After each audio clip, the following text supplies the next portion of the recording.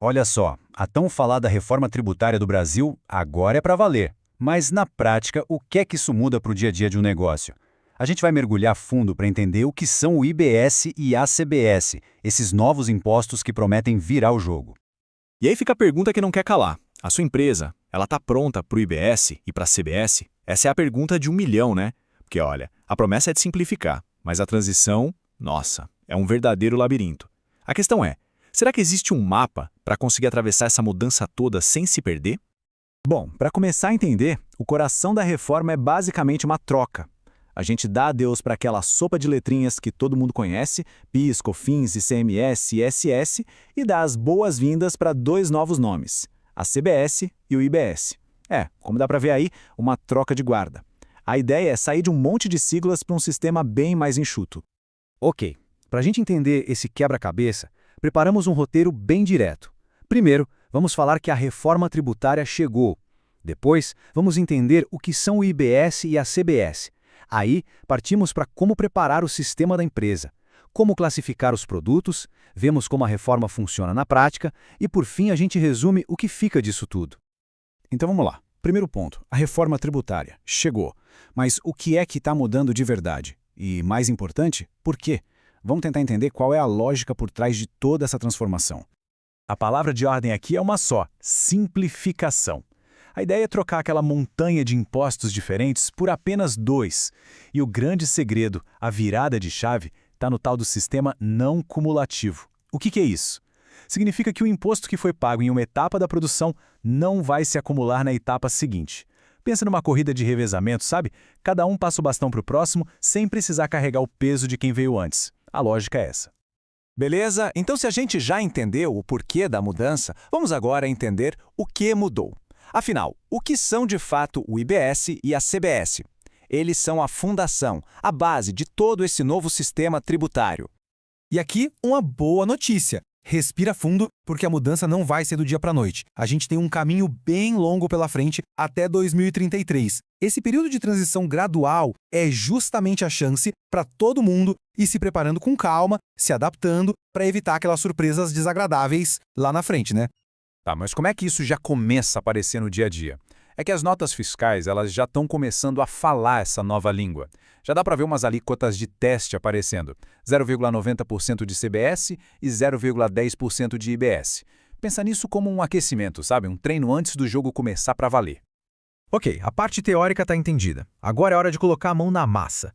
Como é que se prepara o sistema da empresa para essa nova realidade? A boa notícia é que dá para a gente dividir isso num plano bem simples, de 3 passos. Pensa que a gente está organizando uma biblioteca gigante. O primeiro passo é criar as etiquetas, que são os Códigos de Situação Tributária, os CSTs. O segundo passo é definir as regras para cada prateleira, ou seja, criar as classificações tributárias. E o terceiro passo é colocar cada livro no seu devido lugar, que é vincular cada produto à sua classificação correta. Então é isso: etiqueta, regra e aplicação. Bem direto ao ponto.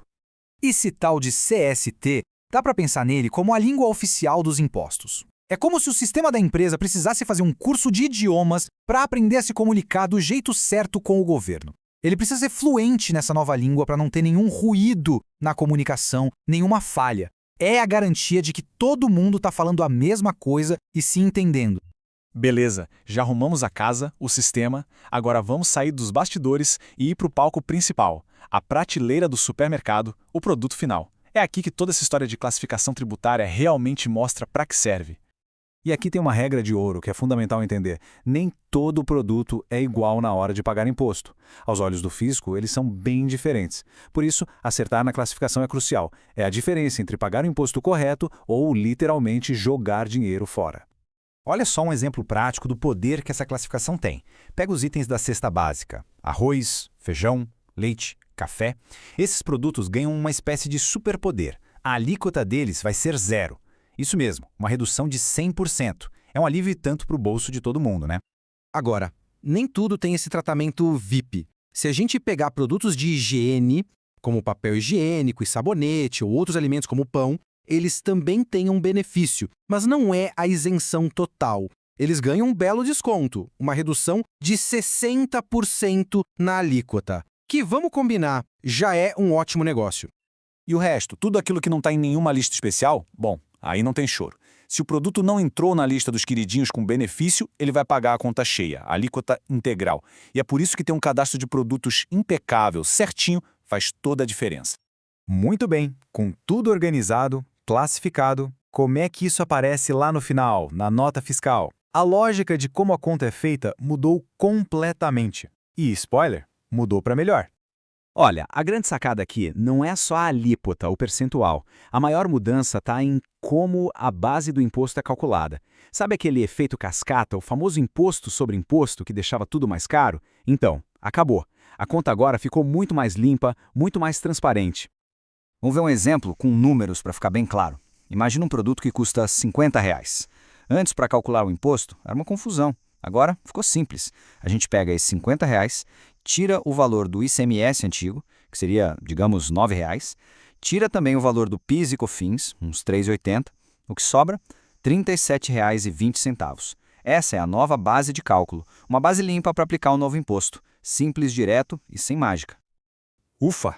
Depois dessa jornada toda, o que a gente tira de mais importante? Vamos resumir agora as lições de casa, as ações principais e ter uma ideia do cenário geral. Então, aqui está um checklist prático para não se perder. Ação número 1, cadastrar todos os códigos CST que forem necessários. 2, criar aquelas classificações tributárias bem detalhadas para cada tipo de produto. 3, e isso é muito importante, vincular essas classificações a cada produto no estoque. Ação 4, uma dica de ouro, usar ferramentas de alteração em lote para ganhar tempo. E 5, definir uma classificação padrão para garantir que nada fique de fora. Seguindo esse passo a passo, a chance de dar errado é bem pequena.